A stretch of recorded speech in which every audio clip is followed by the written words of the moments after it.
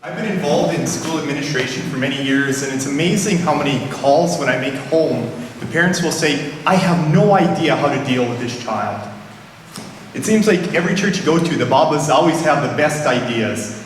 But could you comment on how do you manage behavior, especially in larger families? We're going to try this as a family because we as parents feel that we are called to do this new thing to help us in our family journey. We did have a whole section of our talk on character formation, and then what happens when kids don't do what you are telling them to do or expecting them to do, and the consequences that come out of that. As they get into teenage years, your parental authority shifts. I find there's a lot less discipline and a lot more conversation. It's important to remember that family time around the table, we have to make time for that and gather our kids together at least a couple, once a year, if possible, to be together. I just want to say thank you for being such positive parenting role models. As my profession, I'm a family support worker, an early childhood educator, and part of my role is to teach parenting classes.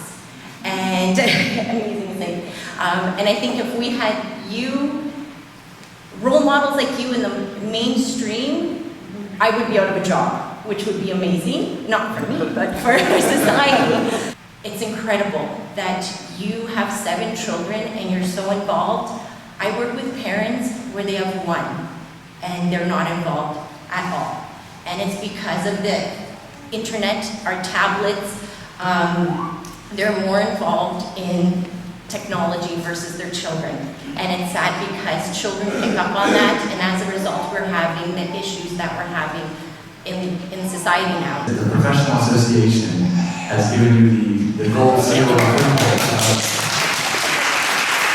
I also wanted to compliment you on living the life, the Christian life, and the domestic church and the way you implement it, and I'm so proud of you guys. I would like to pose a question. I don't want to end on a downer. I just want to say that even though you do everything right as parents, and you work your hardest, and you love the Lord with your whole heart, and you've followed all of these wonderful examples, and you try to instill in your children, there may come a time when they rebel. And this is happening more and more often in society, and the heartbreak that comes with that when you do lead such a holy life. And what would your suggestions be?